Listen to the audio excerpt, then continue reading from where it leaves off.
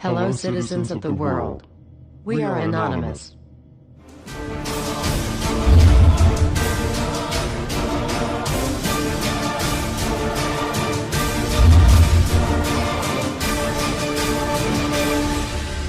Guess what, world? We are back. Everywhere you look, corruption. We continue to fight pointless wars over lies, and we are killing innocents and letting our children die in wars just to ensure the Federal Reserve can continue their petrodollar scandal.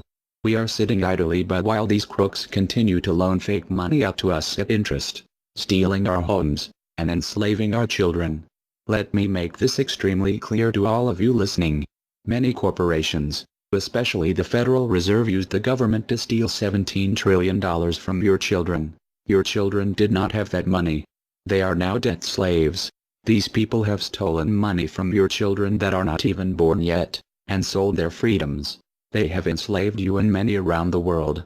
Wake up, world. And they did all of this by counterfeiting money and loaning it out at an interest.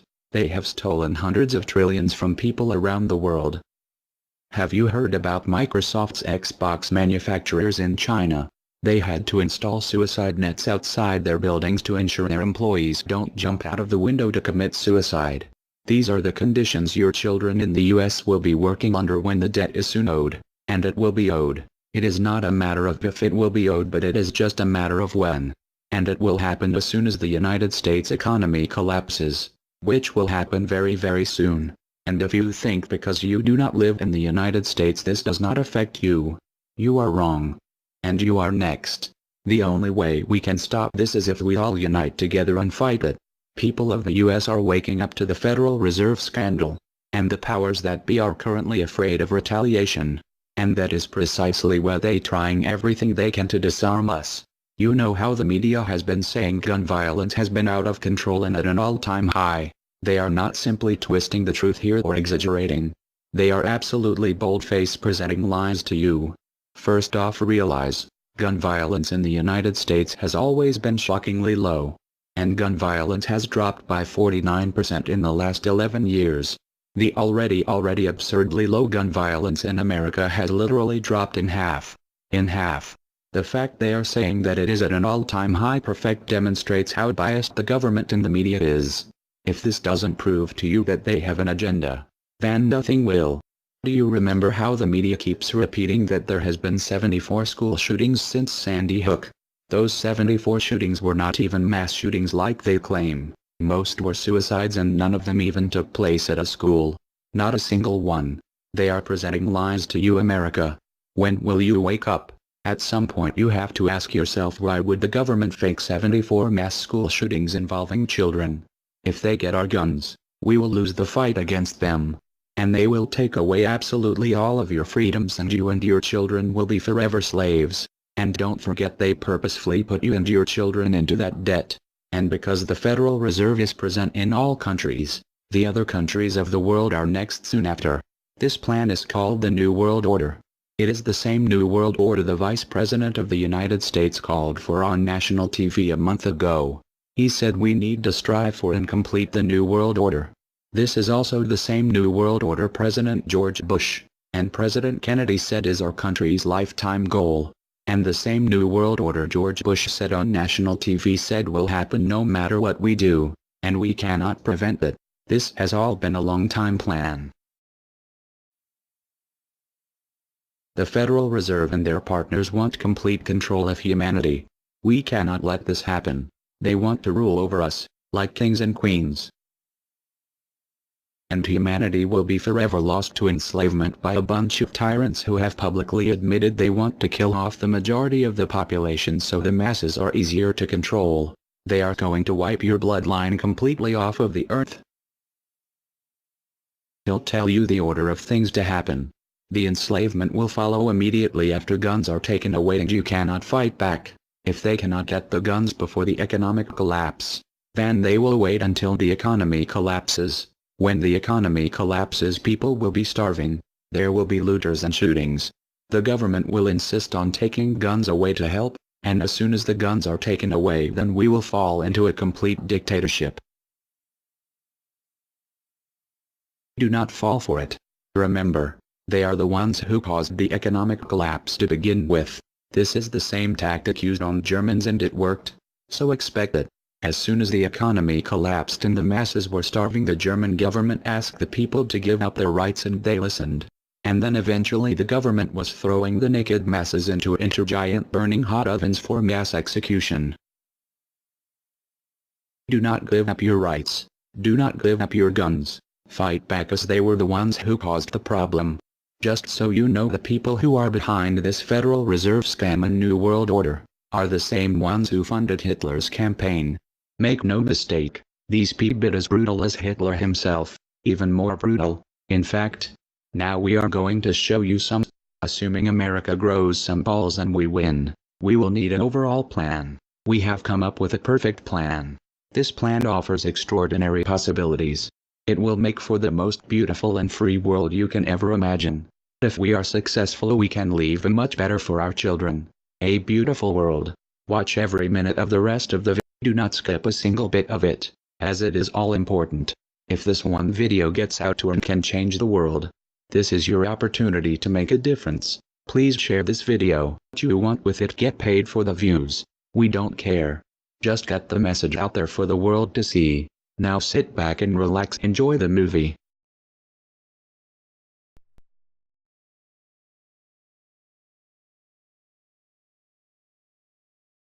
To you? Makes perfect sense. Okay. Anybody else want to throw anything out at us? Sir? I think you're an anarchist and you don't know it yet.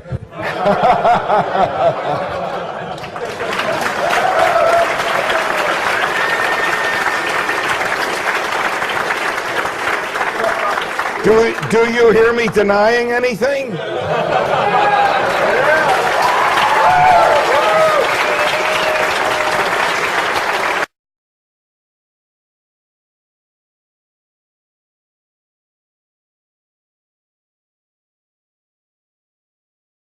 Many people, when they hear the word anarchy, think of chaos and mayhem. So they assume that an anarchist must be in favor of disorder and violence. That is the complete opposite of the truth. Most objections and complaints about the anarchist or voluntarist philosophy are not actually about the philosophy itself, but result from people misunderstanding what the philosophy is all about. To illustrate a few points, we will use the example of two fictional islands. Authoritania, where there is a ruling class or government, and anarchia, where there is no ruling class of any kind. We will use these islands to examine several common misconceptions about anarchism. Lots of people think anarchy means every man for himself, or survival of the fittest, or the absence of any social cooperation or organization. They think that anarchy means everyone has to be self-sufficient. This comes from the false assumption that some kind of government is necessary for any organization to occur. Whether it's part of a republic, a democracy, a kingdom, or a dictatorship, a ruling class issues orders called laws and punishes anyone who disobeys them. That is not cooperation. That's domination. It's one group forcing its will on another. Authoritarianism can be used to force people into organized patterns, but that does not mean that people are incapable of organizing their activities without being forced. The most productive and useful examples of organization that we see today are anarchistic in nature. No one was forced to build the grocery store you go to. No one was forced to produce or sell anything in it. Everyone involved in the vastly complex operation of growing your food, transporting it, displaying it in the store, and selling it to you, everyone involved participates voluntarily, working in exchange for money. You and all the other store customers choose freely which store to go to and what to spend your money on. This purely voluntary arrangement allows for an amazingly complex degree of organized cooperation without anyone being coerced to participate. In contrast, under government, a very small group of people comes up with an idea and forces everyone else to participate in it and provide for its funding with tax dollars.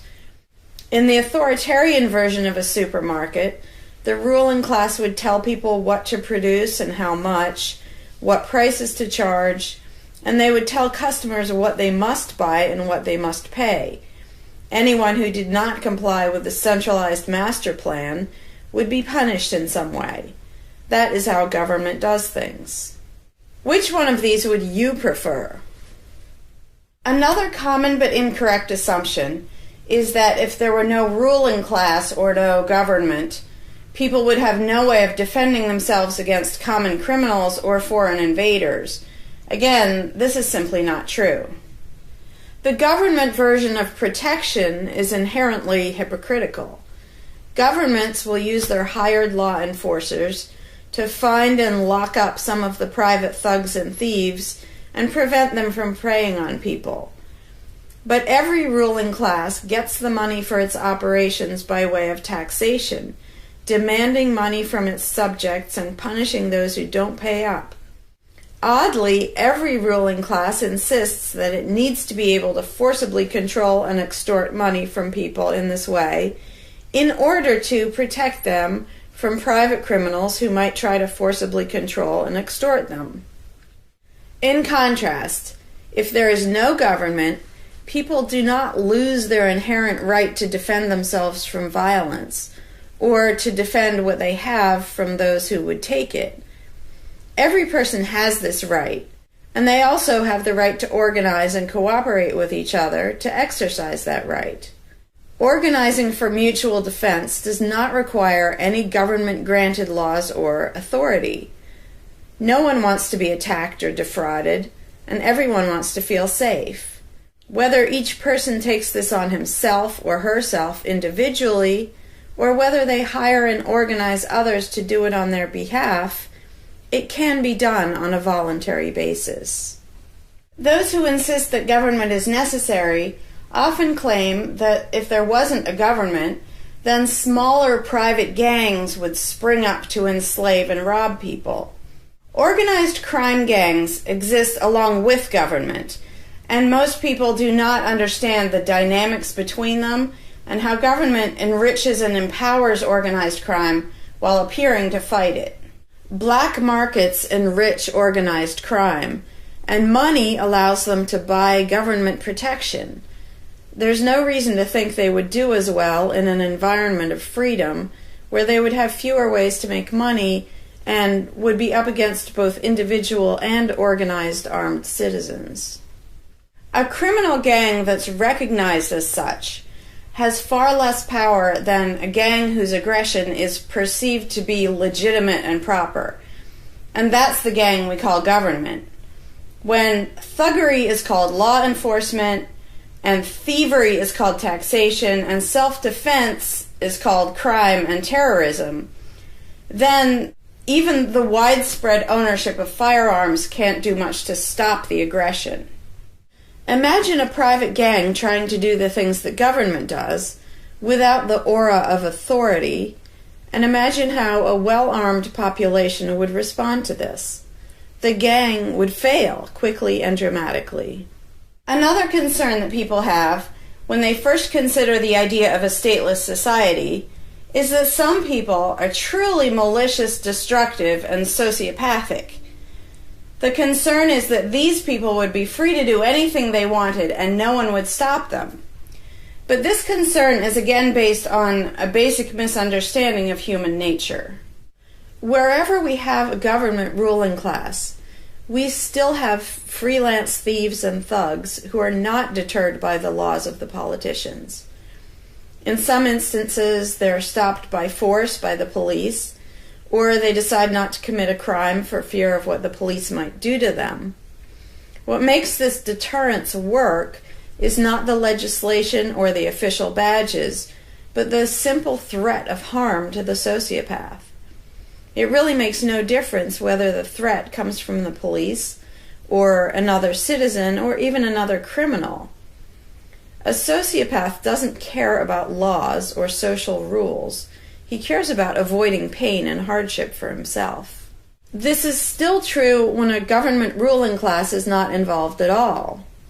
If the intended target of a would-be carjacker pulls out a gun, it doesn't make any difference to the carjacker whether that person has a badge or whether there's a law against taking people's cars. Discouraging nasty people from hurting others does not require special authority, only the ability to use defensive force. Ironically, though people hope that government will protect them, having a government, a gang which is believed to have the right to tax and control people, just creates one gang so big and powerful that normal people can't resist it. In short, to create a huge gang and then give it societal permission to control and extort people with the hope that this gang will prevent theft and thuggery is simply a self-contradictory idea, but that's what government always is. Some people might assume that if people organize for mutual protection and defense, then that's what government is. But there's an essential difference. People coming together to do something that everyone has the right to do, such as defend yourself, doesn't require any special authority. It's not government unless one group of people claims the right to do things which others do not have the right to do, such as taxing and controlling innocent people. Organized defense can be very effective without supposing the special right to rule over others. In other words, without being government. In contrast, governments rob the people they rule of far more wealth than private crooks could ever manage, making the idea of a protector government ridiculous. Another common objection to the idea of a stateless society is the notion that, if not for a group of lawmakers telling the rest of us how to behave, we would all behave like stupid, irresponsible, violent animals. This claim implies one of two things. Either we normal people have no idea what is right and wrong unless and until politicians tell us, or the only reason we want to do the right thing and coexist peacefully is because politicians told us to. A quick examination of your own motivations will show you that neither of those things is actually true. It's particularly odd to make this argument in a society where politicians are voted into power. If the people themselves have no moral code and no conscience, and are just stupid, violent animals, why does almost everyone want government to keep the peace and protect the innocent? Would a population of vicious, heartless, evil people try to elect good people to keep the evil people in line? Obviously not. The goodness and the desire for order and peace comes from us, not from the lawmakers we vote into office. The same holds true of everything that government does. If people are so short-sighted and selfish that they can't be trusted to voluntarily organize and raise money for whatever they deem important, then how can those same people be trusted to decide who should be in power? The implication is that the average person can't be trusted to run his own life, but can be trusted to choose someone to run other people's lives. Government is really not a civilizing influence. It's actually an uncivilizing influence. People who would never personally rob their neighbors constantly use the government to do it for them by way of taxation. People who would never dream of trying to control minute details of their neighbors' lives think it's just fine to vote for politicians to do it instead. Government gives everyone the opportunity and encouragement to rob and control other people without risk. So government, rather than serving as a check against the imperfections of our nature, instead drastically amplifies our greed, irresponsibility, and malice towards other human beings by giving us a legally acceptable and risk-free way to interfere with the lives and choices of our fellow men and women. Government brings out the criminal and busybody in everyone. In contrast, in the absence of a ruling class, people would lose their ability to ask lawmakers to interfere with their neighbors' lives. And we would not have law enforcers who could avoid responsibility for evil deeds by claiming that they were just following orders. Throughout history, far more theft, assault, oppression, and even murder has been committed by those acting on behalf of a supposed authority than by anybody else.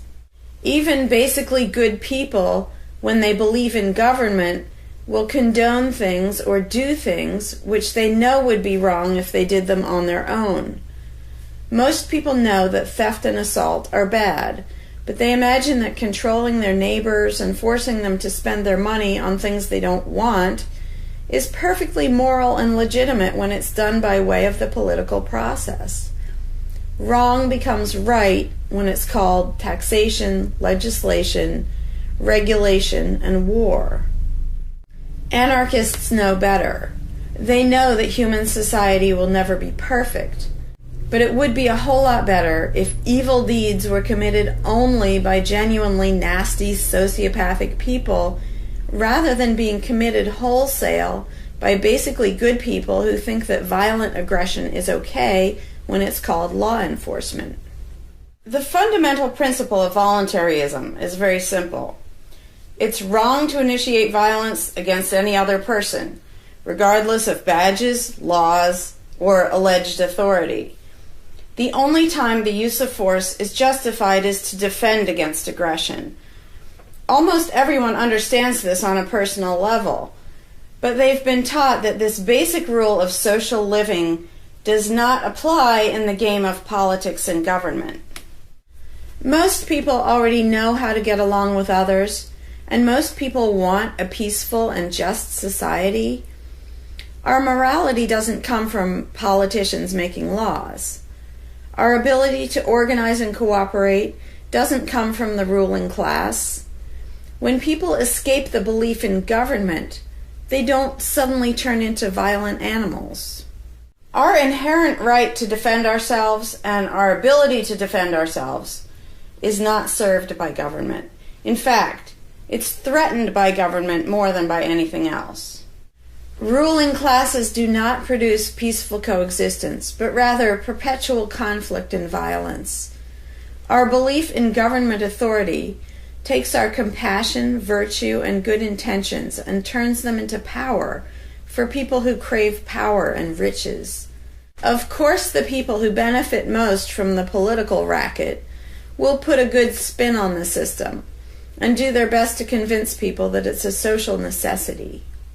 But ask yourself this: have the thousands of laws, regulations, and taxes imposed on you by politicians made you a better person? Have they made you more productive or more caring? Is the world better off with the politicians taking your money and telling you how to live your life? Or do you think it might have been better off if you'd been allowed to spend your own money and make your own decisions? Is society really best served by a small class of people forcefully imposing a centralized master plan on everyone else?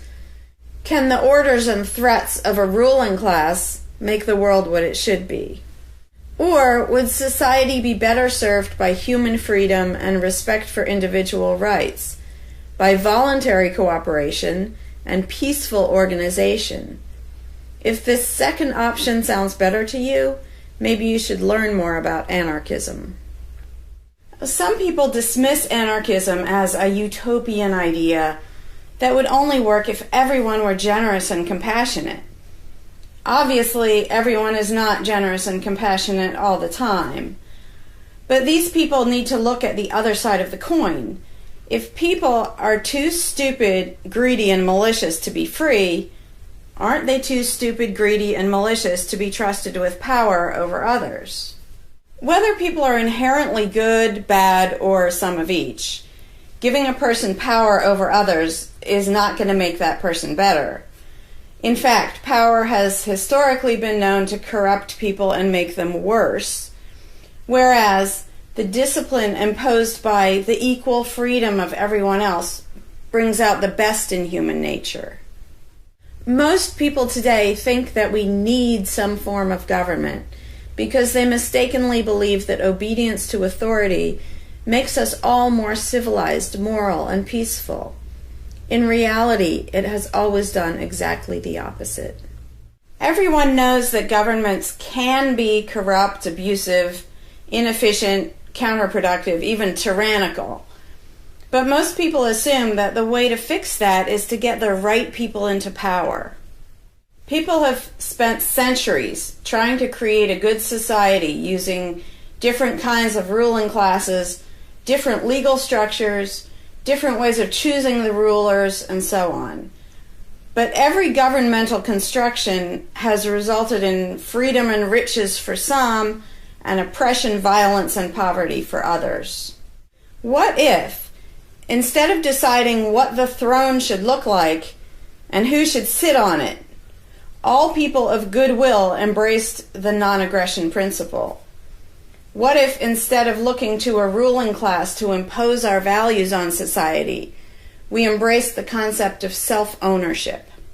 These principles are simple and easy, to the point of being self-evident, but they're diametrically opposed to the authoritarian principles that most of us have been indoctrinated with. Anarchism does not mean chaos and violence, or every man for himself. Having no government does not mean having no morality, no organization, and no cooperation.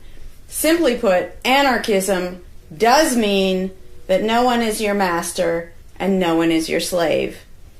And that's all it means. Howdy, Larkin Rose here. I'm feeling slightly less than entirely patient and polite today, so if this video gets slightly caustic, too bad.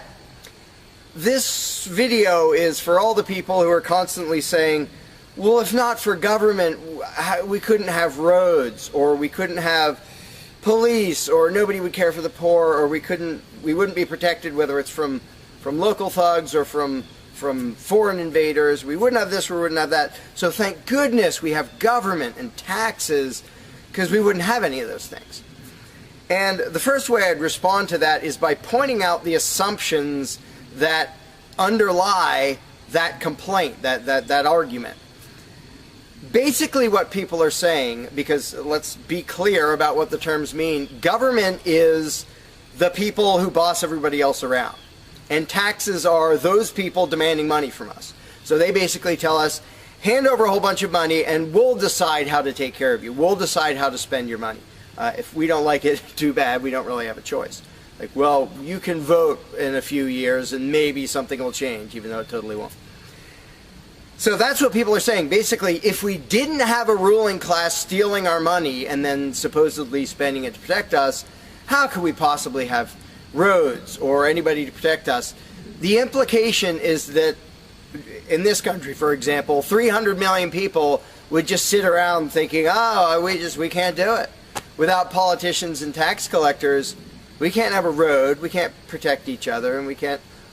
And it rests on this bizarre assumption that things that almost everybody wants, they wouldn't do anything to make happen unless there were politicians forcing us to give them money so they can make it happen. And so an example I like to use is, let's apply the same argument to food, because food is pretty darn important. I think everybody can agree. Let's apply the same argument that statists use about the roads or caring for the poor or protection or anything like that. The argument would go like this. Now, in the context of food, listen how idiotic this is. If we don't have government demanding money from all of us under the threat of caging us, and that's what taxation is, here's the money you have to give us, here's the nasty things we do to you if you don't. If that didn't happen so that they could build a big food production and distribution system and feed us, well, we'd all starve. We'd all just sit around saying, gosh, I wish we had food, but no politicians and tax collectors. We're just going to sit around and starve to death. Now, in this country, nobody would believe something that stupid, because all you have to do is go to a supermarket and see a perfect example of really efficient, organized cooperation that nobody is forced to do. There is no, if you're going to make the argument that people make about roads and protection and all that, you'd say, well, nobody is forced to make any food for anybody in this country. How do you know everyone's just going to say, well, it's not my job, and we'll all starve to death? There's no guarantee. There's no master plan guaranteeing that we'll all have food. So obviously we're all going to starve if we don't have an authoritarian government stealing our money and then making food and giving it to us. Because golly gee, we couldn't possibly do it voluntarily ourselves. Again, in this country, nobody makes that argument because they see it happening voluntarily. Nobody involved is forced to do that. Nobody is forced to make you a single bite of food. There is no guarantee at all from anybody. And yet, Americans are, by and large, hugely overweight. Obviously, we don't have a lack of food. We might have a lack of healthy food. But obviously, we see that example, oh, we can handle that. You know, voluntarily, mutual cooperation, that's fine for food, but for some reason, it's not okay, and we can't even fathom the idea of the exact same thing handling roads, or handling protecting us, or other things that almost everybody wants. So there's, in the question, is this bizarre assumption that everybody will sit around really, really, really wanting something, but because there aren't politicians bossing us around and stealing our money, well, how could we possibly do it? And one of the most common things is, who will build the roads? Which is amazingly stupid to me. Just amazingly stupid. I have here in my pocket a little tiny thing. With this little tiny thing, I can be most places in this country and call people all over the world. And I own it myself. I'm not anywhere near rich these days, but I own one. Almost everybody I know has one of these. A little thing that can fit in your pocket, and just on a whim, you can open it and talk to somebody who's on the other side of the planet. And there was no coercion. Nobody forced anybody to make one of these. This is the result of voluntary cooperation. And that's it. Free trade. Organization, yeah, good. Cooperation, yeah, good. Coercion, which is what government is, and taxation, which is theft, didn't need that to do this. So what these people are telling me, oh, we wouldn't have roads if we didn't have government, is that somehow free individuals, relatively free, interacting voluntarily can make it so I can talk to almost anybody in the world on a little thing that fits in my pocket on a budget that is not a very good budget at the moment, but I still have one of these. That freedom, not authoritarianism, can supply me with this, but freedom cannot achieve a flat place. Because that's what a road is. It's a flat place. From here to there, because we have these machines that take us from here to there. By the way, we don't have those machines because of government. We have those machines because of free enterprise and voluntary interaction and cooperation. The idea that freedom can make a car but can't make a flat place is just idiotic. You really think we can't make a flat place? And so I ask people, when they say, well, who will build roads? Are you really telling me that you really and truly think that if government fell off the face of the earth, 300 million people in this country, 7 billion if you want to include the whole planet, would sit around in their houses thinking, golly, I wish I could go visit Fred, but I can't because there's not a flat thing from me to him, and I don't know how to do it. And the other 300 million or 7 billion people, we can't possibly do it because there aren't any politicians and tax collectors. If they were here, we could do it. If they were here to boss us around and steal our money and really inefficiently build a flat place, then we'd be set. Then I'd be comfortable and I could be confident that I could get places. I could visit Fred, I could go shopping, but now we're all going to sit in our houses wishing we could go to the corner store, but we can't because, golly, how could we possibly make a flat place from here to there? We can make these, where you can talk to anybody in the world. We can make machines that you drive around in, but no, we couldn't possibly make a flat place. And when people say, well, who will build the roads? The first answer is the same damn people who do it now. Politicians and tax collectors don't build the friggin' roads. Have you ever seen one out there? No, you haven't. They steal our money, waste most of it, do all their corrupt games, and then they pay other people. Here's an idea. How about if we pay those other people who actually build the stinking road? And the fact that that doesn't occur to people is a great indication of how well indoctrinated people are by the rulers who will perpetually tell us, you can't organize anything, you can't achieve anything, you can't do anything unless we are here to force it on you. And it's, again, there are a zillion examples, whether it's caring for the poor or protection or roads, obviously. where most of the population will say, I'm really concerned that poor people won't be taken care of, which means most of the population wants people in need to be taken care of. And if we didn't have politicians stealing our money, how would it happen? Here's an idea. Take some money out of your pocket and give it to one of the people that you think needs help. Why would you not comprehend that, but you would comprehend some guy 1,000 miles away passing a law to send an armed thug to take your money, to waste 90% of it, and then give a little bit to somebody who may just be defrauding the system or may actually need it? And the amount of indoctrination required to make people even ask these questions of how could we possibly do this without government? What do you think government adds to the equation? It doesn't add any resources. It doesn't create anything. Everything it gives away, it steals from us first, by way of taxation. It doesn't add any skills. It doesn't add any knowledge. The people who are here would still be here if the institution of government fell over. We have all the know-how, we have all the resources, all the technology. The only thing it adds is one group that's imagined to have the right to violently assault and control and extort everybody else. So what the question really means is, how could we have a road, or how could I help that poor, or how could that poor person be helped, or how would anybody protect us if there wasn't a gang of thugs with permission to violently control and rob us? And when you recognize that that is literally what the question means, you already see how utterly idiotic it is. And it's completely the result of authoritarian statist indoctrination. Nobody would come up with that on their own. And you obviously don't see that with the example of food or cars or cell phones or anything else. Nobody says, we won't be able to talk to each other unless there's a gang of thugs that's allowed to boss us around and steal our money. And just economically, how stupid do you have to be to think that's a good idea? Here are your choices. Let's do this.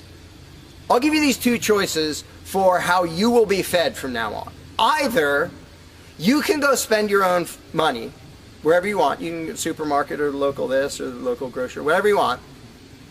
You can go decide what you want, and they'll tell you the price. You decide what you're going to buy and how much. And you can go to different places and you can shop around and you can do all that. That's option number one.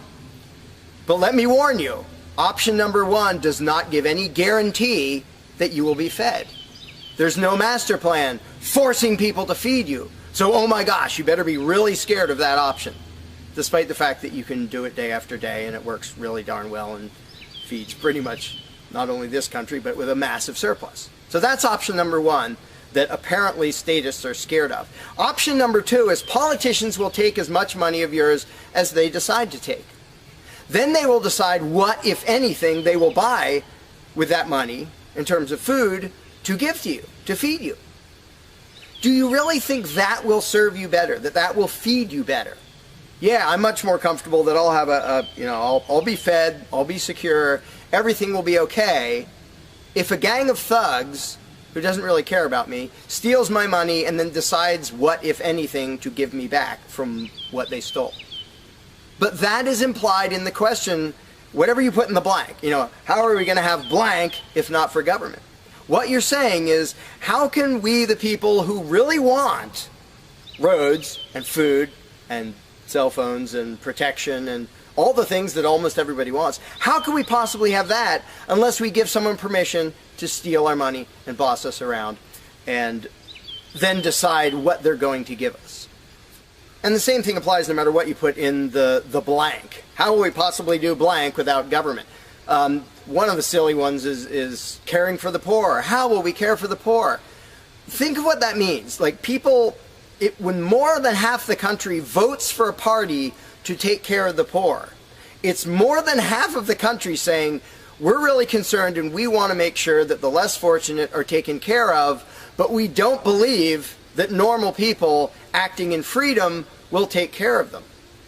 Well, if the people didn't care about the poor, they wouldn't win the election.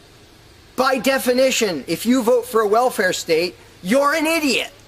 Because either people are heartless bastards and you're going to lose, or people are compassionate and giving and you don't need to win. Just give them your stinking money. But people play the game, and that's the Democratic Party lives off of the idiotic notion that you're all so heartless that you should vote for us to steal your money to give to the poor. And half the country falls for it. Yeah, we're all so heartless that we voted you into office for the specific purpose of taking our money to help the less fortunate. That's just freaking brilliant. How about if half the country just gave their stinking money to the less fortunate? And then the less fortunate would all be rich, because it would be 1 trillion times more efficient than the government version of welfare ever is. Also, it would be actual charity instead of mass theft and corruption and fraud and all that fun stuff. But what takes the cake, the ultimately insane thing, whatever you put in that gap, how can we have blank without a parasitic ruling class and a bunch of hired thieves? It's just a stupid question, but it's extra super stupid when what's in the blank is, how will we be protected? Who will protect us from thieves and robbers if we don't have government? It's the most idiotic question. It's also the most frequent question from statists. So here's what the question literally means. If we don't give a certain gang of people permission to violently control us and take our money under threat of putting us in a cage, who will protect us from people who might commit aggression against us and take our money? Wanting government for that is exactly as brilliant as saying, we have to have a carjacker in our town, otherwise somebody might steal our cars. Government is an appointed thief. If you don't think taxation is theft, first of all, you're a really well-trained slave. Second of all, try not paying. See what happens. See if they say, oh, it's quite all right. Or if they say, no, you're going to pay, or we're going to take your stuff, or eventually we'll put you in a cage. And when people say, that's not theft, because we get something back. Learn to think. And I use this example all the time, and all I ever get is stupid looks from statists in response. If I robbed you at gunpoint of $100, and the next day I gave you a sandwich, and you said, what? I said, hey, now everything's fine, because you benefited. I gave you a service. I gave you lunch, so that retroactively makes it okay that I robbed you at gunpoint. Would you buy that argument? No, you'd say, that doesn't make it okay. I don't care you gave me a sandwich. And yet every statist makes the exact same argument when it comes to government. Well, we get some stuff for it after they demand our money under threat of violence and putting us in a cage. Then we get services or goods. And we don't get what we asked for, and we get lots of things we didn't ask for. But we kind of get something, and that retroactively makes it okay for them to say, give us this much of every paycheck you make, or we're sending men with guns to take your property. And the slaves justify their own enslavement. I'm proud to pay my taxes. I'm proud to get robbed by a parasitic ruling class and get a little bit back and feel good about it. Like, not only is that legitimate and justified, but I feel proud that I let myself get robbed by a bunch of crooks and parasites. But again, the ultimate thing is protection. When people say, who will protect us from aggressors and thugs and thieves if we don't have a government? Even though what government is, by its very nature, is a gang of aggressors and thugs and thieves. They issue commands. Every law they pass is a command backed by a threat of violence. You have to do this. You're not allowed to do that. Here are the nasty things we will do to you if you get caught disobeying. I mean, everybody knows that, even though they don't usually say it in terms that blunt and honest and accurate. But to say we need taxes to be protected is as stupid as you can get. It's saying we need theft to avoid theft. And the fact that people are trained to use different words so that this theft sounds okay. It's legalized, it's taxation, and we voted for the people who robbed us. Like, we got to elect our local carjacker, and that means he represents us when he demands our car and points a gun in our face. He's serving us as he steals our car, because he's going to use that car and sell it and make money to make sure nobody else steals our car. That is the essence of government. And the fact that you have hundreds of millions of victims of that scam vehemently defending it and saying, I'm not going to give that up. I don't want to give up government. Who would protect us?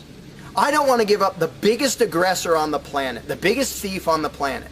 Look at your tax bill and see how much private crooks steal from you. So before you ask that question, before you ask, how could we possibly have roads or protection or water or air or Christmas or Santa Claus or any of the zillion things that statists imagine we can't possibly have without a ruling class. Think about what the question actually means. Because when you get to the point where you understand the implications of your own question, asking, how can we possibly have this without a parasitic gang of thugs robbing us?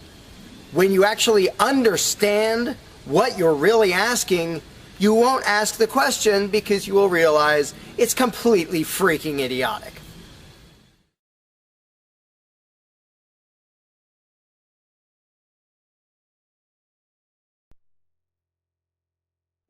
Hey, Larkin Rose here.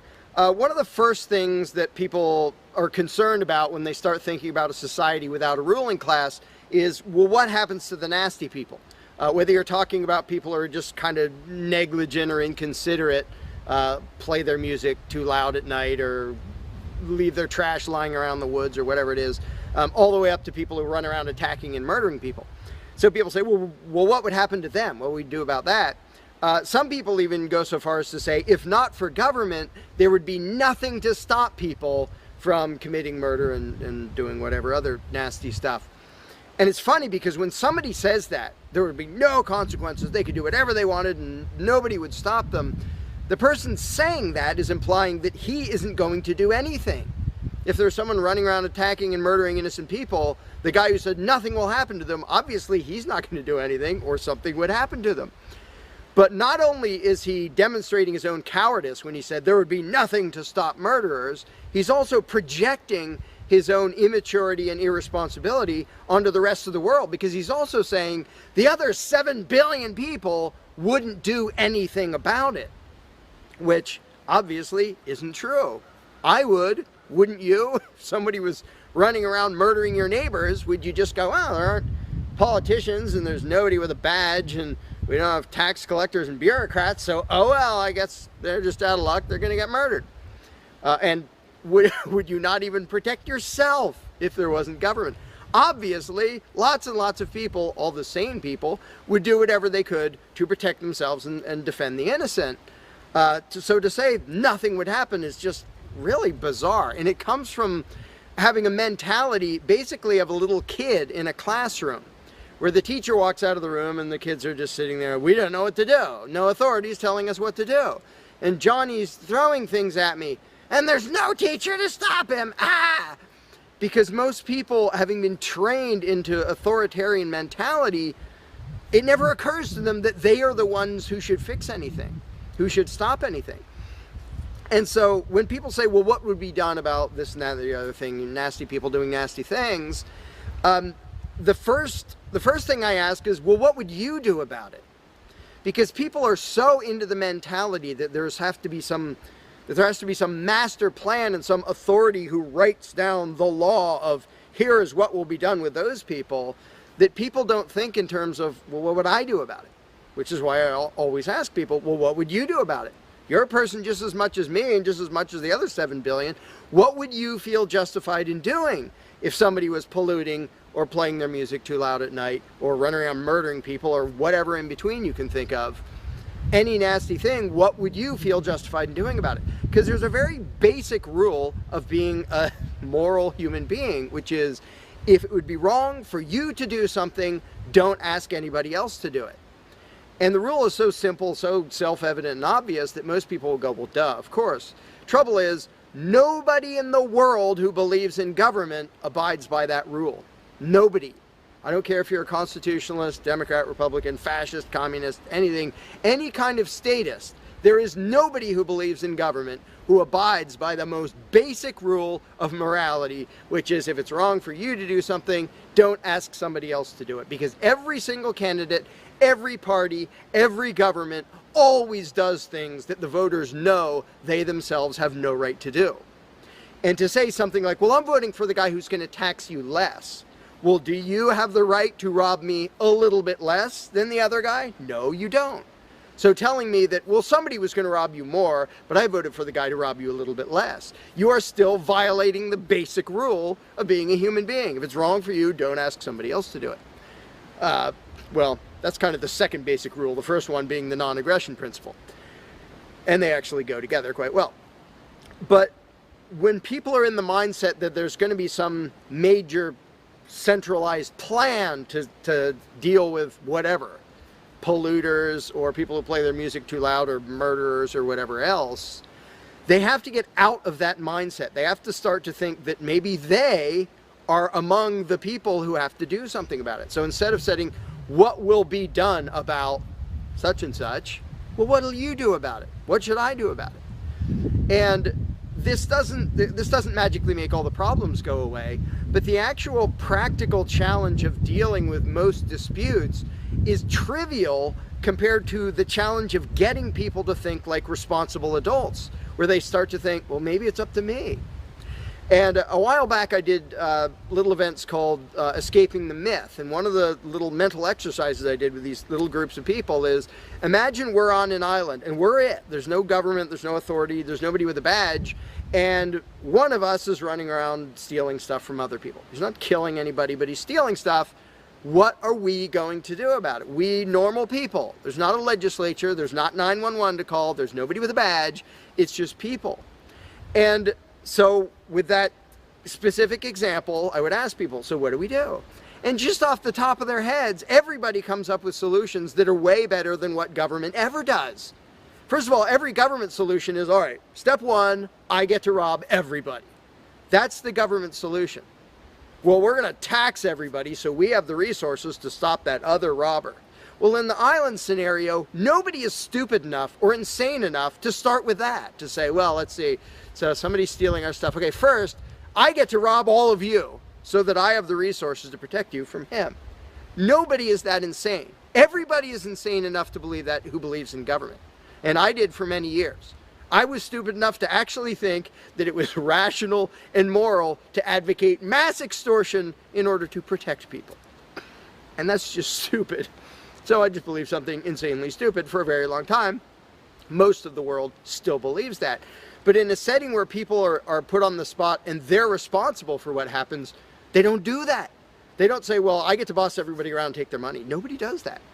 So to me, the challenge is not even coming up with specific solutions to every imaginable dispute or problem, which I don't pretend to know how everything's going to turn out. And I don't intend to be emperor of anarchy. I'm not going to be in charge of the world. But getting people to the mindset where it's up to them, where there's just people, we're it. No legislatures, no people with badges, no authority, we're just people. Suddenly people are way better at solving problems and making things work. One good example is when there's a disaster. Unfortunately, sometimes it takes a horrendous event to bring out the best in people. And it brings out the worst in some people too. But when people say, whoa, my neighbor's house is floating away, I'm not going to wait for FEMA. I'm not going to dial 911. I'm going to jump in a boat and go save him. Because suddenly it's on me. Suddenly I'm the one who has to do something. And when it occurs to people that they're the ones who have to do something, and unfortunately, usually that only happens in a complete disaster area, when it occurs to people and they suddenly take on the responsibility and start to think like adults, their solutions are generally a lot better than any government solutions, and ever are. But to get to that mentality, people have to shift from the authoritarian mindset to the mindset of a self-owning individual who realizes there is nothing above me. There is no magic unicorn who's going to come to save the day, who's going to come save me from polluters or somebody playing their music too loud or murderers or whatever it is. It's just us. And if we realize that, then first of all, people would stop asking me, well, without a government, how would this be handled? As if I'm going to be in charge. I don't freaking know. What would you do about it? I can tell you what I would do about it. I could tell you what I might suggest, what I might predict, but who cares? I'm one of 7 billion people. I'm not going to be in charge any more than you are. So it's really a mental exercise that people have to think over in their own heads with their own moral codes instead of waiting for some outside answer. And it's why I don't usually get into those discussions of, well, here's my plan for how to deal with this and that and the other thing, because my plan doesn't matter. My plan will not be the best plan for any problem you can come up with. There will be a million people with better plans than whatever I could come up with. So don't ask me to describe how you are going to fix problems. I don't freaking know. And you can see the mind shift in people when they grasp that they own themselves and they suddenly realize, oh, okay, well, yeah, there are things we can do to settle disputes, to protect ourselves from attackers, to do this or that or the other thing. But the first step is just grow up. Stop thinking it's somebody else's business to make the world work. Well, how will the poor be cared for? I don't know. What are you going to do? Well, how will we be protected from this? I don't know. What are you going to do about it? And it is inconvenient. It's inconvenient to be a free person where you can't just be a kid in a classroom whining to the teacher to save the day and fix everything and make everything work, where you actually have to be a responsible adult. And that's one of the main reasons why people like the belief in authority, because then they can live with the lie that all they have to do is obey and do as they're told and everything will be okay. First of all, no, it won't be okay. Second of all, you're not even being a human being. You just threw your free will out the window and became somebody's slave in the hopes that that would help humanity. It doesn't help humanity for you to be a slave. It doesn't help humanity for everybody else to be a slave. It does help humanity for you to start thinking as an adult, responsible human being who owns himself and who accepts that it is your responsibility to figure out how to make the world work.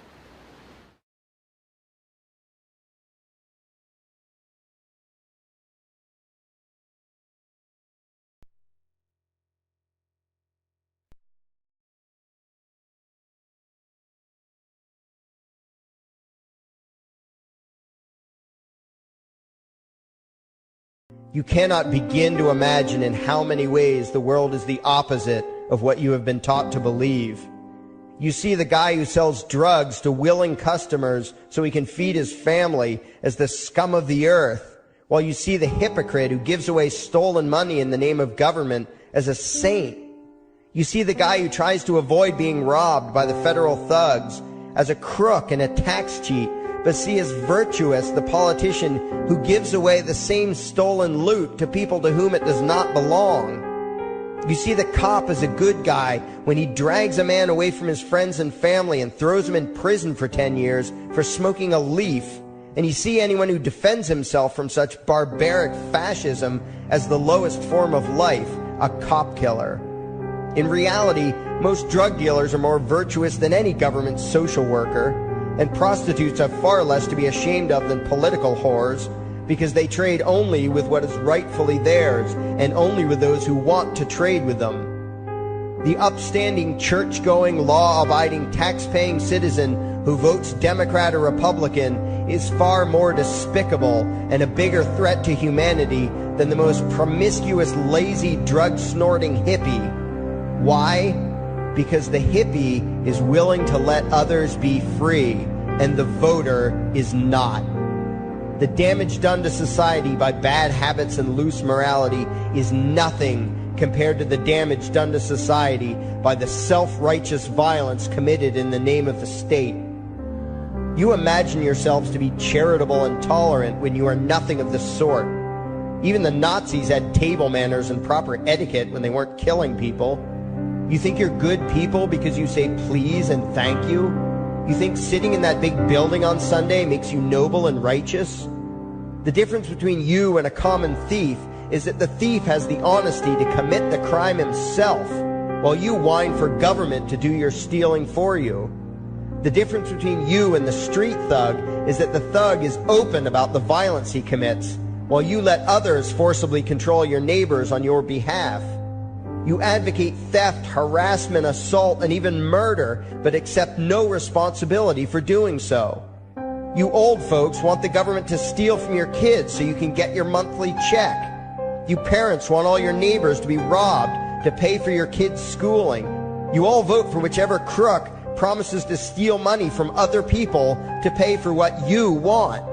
You demand that those people who engage in behaviors you don't approve of be dragged off and locked up, but feel no guilt for the countless lives your whims have destroyed. You even call the government thugs your representatives, and yet you never take responsibility for the evil they commit.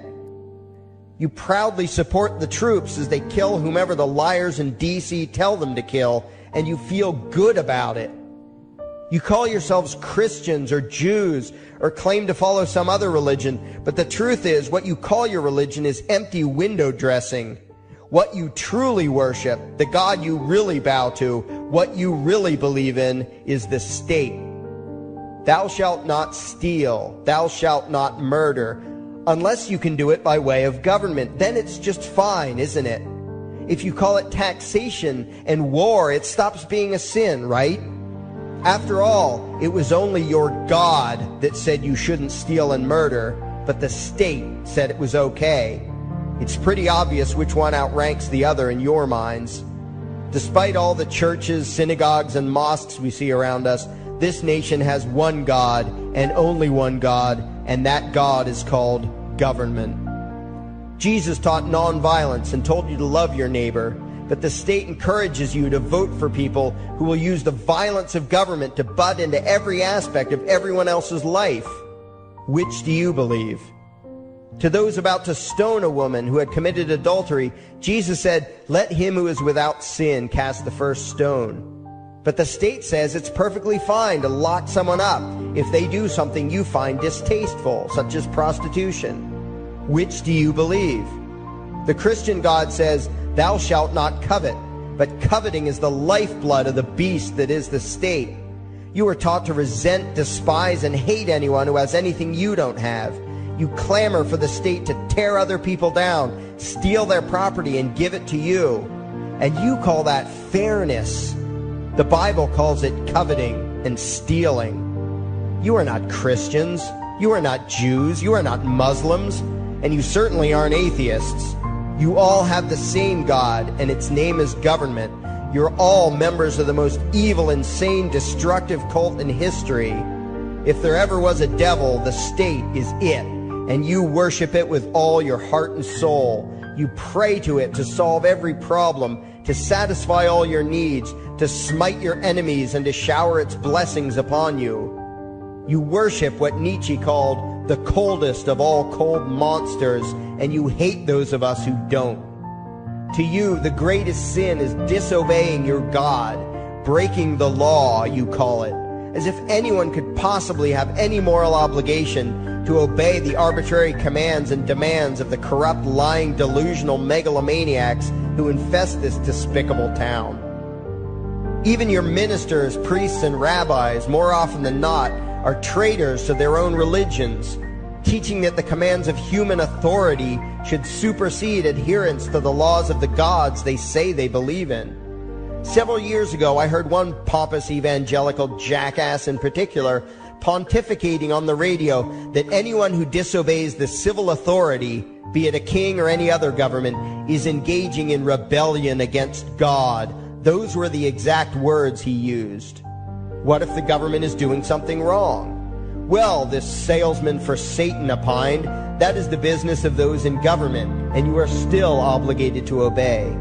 Everywhere you turn, be it the state or the church, the media or the schools, you are taught one thing above all else, the virtue of subjugating yourselves to mortals who claim to have the right to rule you.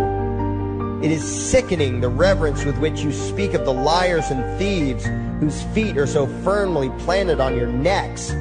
You call the congressmen and the judges honorable, and you swoon at the magnificence of the grandiose halls they inhabit, the temples they built to celebrate the domination of mankind. You feel pride at being able to say you once shook a senator's hand or saw the president in person. Ah, yes, the grand deity himself, His Royal Highness, the President of the United States of America. You speak the title as if you're referring to God Almighty. The vocabulary has changed a bit, but your mindset is no different from that of the groveling peasants of old who bowed low, faces in the dirt, with a feeling of unworthiness and humility when in the presence of whatever narcissist had declared himself to be their rightful lord and master. The truth of the matter, back then and today, is that these parasites who call themselves leaders are not superior beings. They are not great men and women. They are not honorable. They're not even average. The people who earn an honest living, from sophisticated millionaire entrepreneurs to illiterate day laborers doing the most menial tasks you can imagine, Those people deserve your respect. Those people you should treat with courtesy and civility. But the frauds who claim the right to rule you and demand your subservience and obedience, they deserve only your scorn and contempt. Those who seek so-called high office are the lowest of the low. They may dress better, have larger vocabularies, and do a better job of planning out and executing their schemes, but they are no better than pickpockets, muggers, and carjackers. In fact, they are worse, because they don't want to rob you of just your possessions. They want to rob you of your very humanity, deprive you of your free will, by slowly leeching away your ability to think, to judge, to act, reducing you to slaves in both body and mind. And still you persist in calling them leaders. Leaders? Where is it that you think you're going exactly that would require you to have a leader?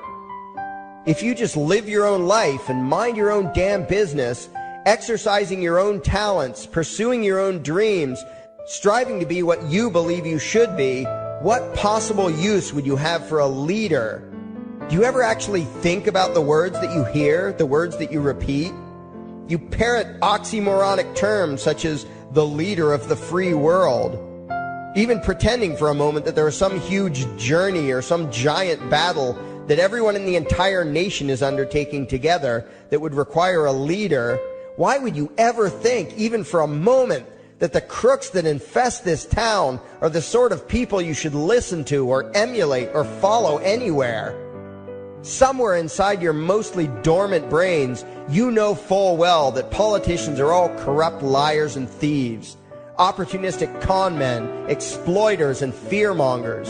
You know all this, and yet you still speak as if you are the ones who are the stupid, vicious animals, while the politicians are the great, wise role models, teachers, and leaders without whom civilization could not exist.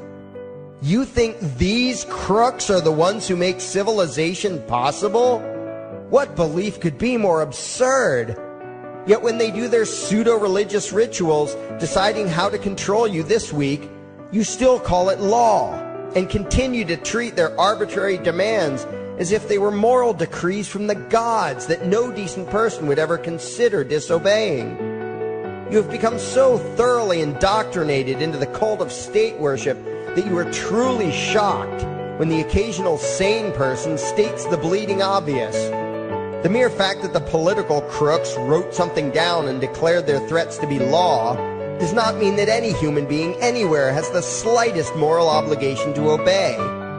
Every moment of every day, in every location and every situation, you have a moral obligation to do what you deem to be right, not what some delusional bloated windbag says is legal.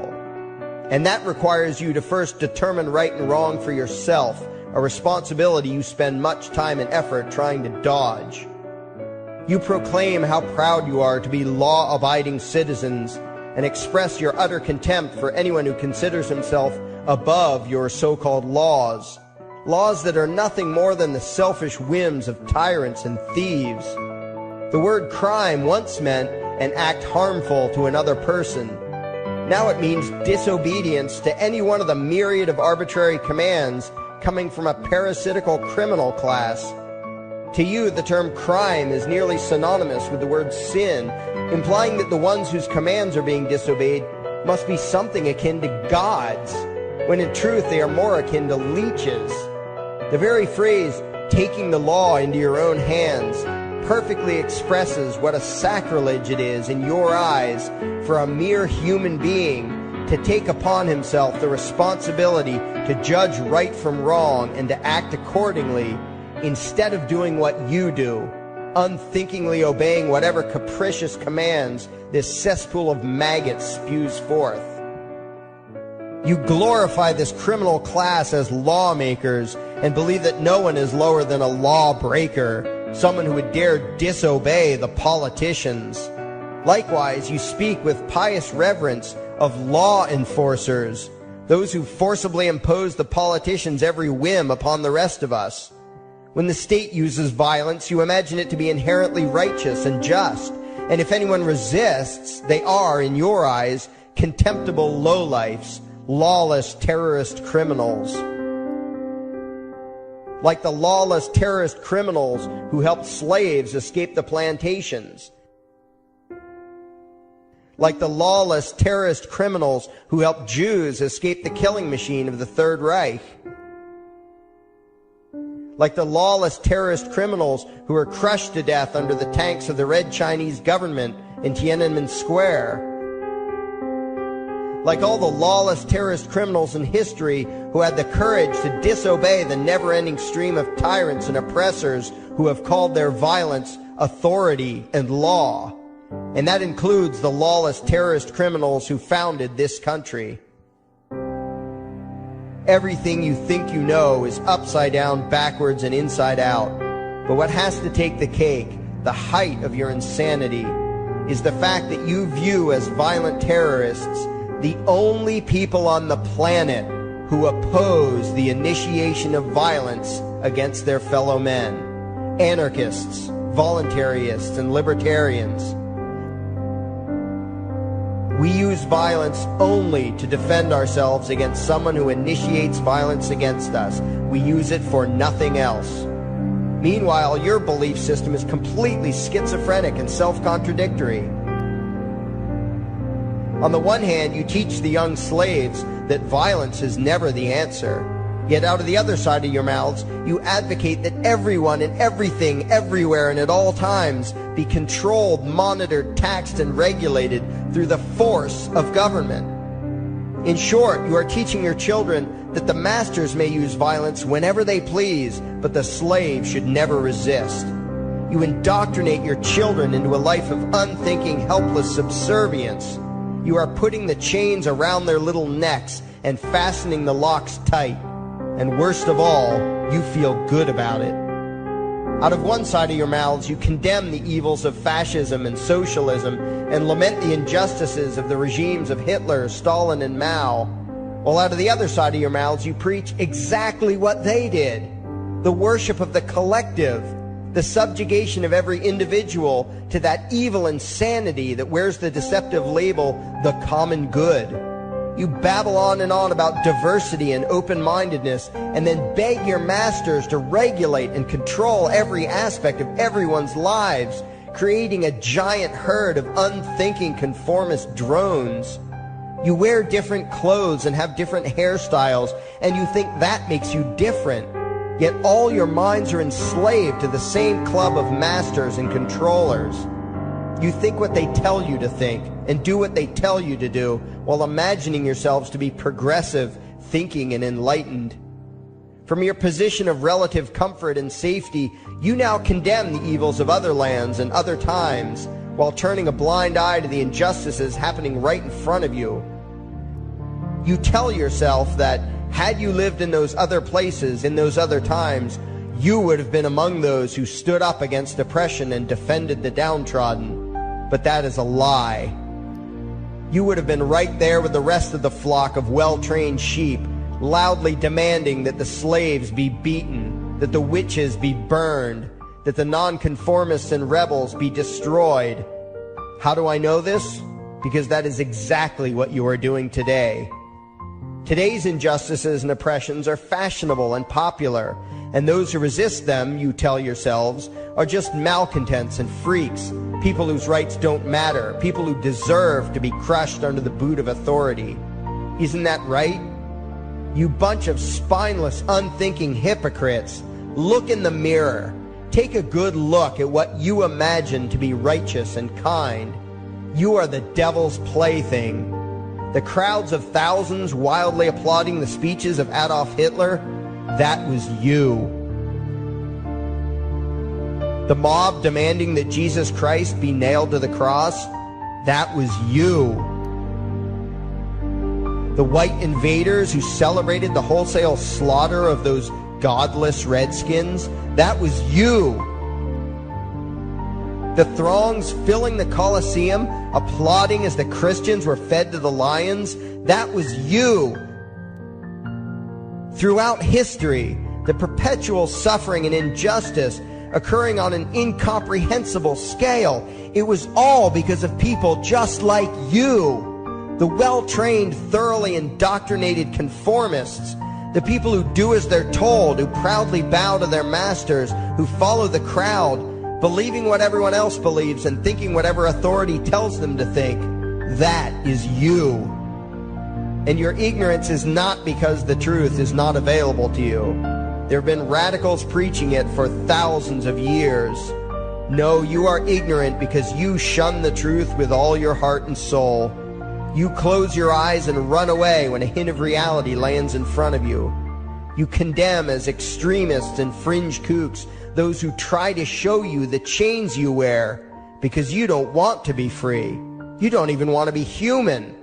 Responsibility and reality scare the hell out of you, so you cling tightly to your own enslavement and lash out at any who seek to free you from it. When someone opens the door to your cage, you cower back in the corner and yell, "Close it, close it." Well, some of us are finished with trying to save you. We've wasted enough effort trying to convince you that you should be free. All you ever do is spout back what your masters have taught you, that being free only leads to chaos and destruction, while being obedient and subservient leads to peace and prosperity. There are none so blind as those who will not see. And you nation of sheep, would rather die than see the truth.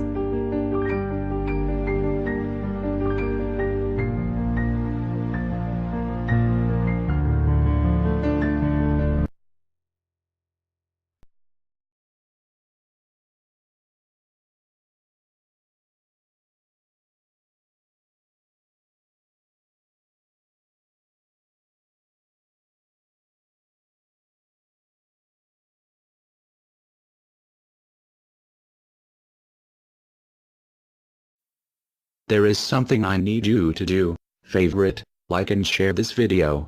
Now that you have done that, go to your browser add-ons, download YouTube Video Downloader, come back to this video and save the video to your computer and upload it your YouTube channel.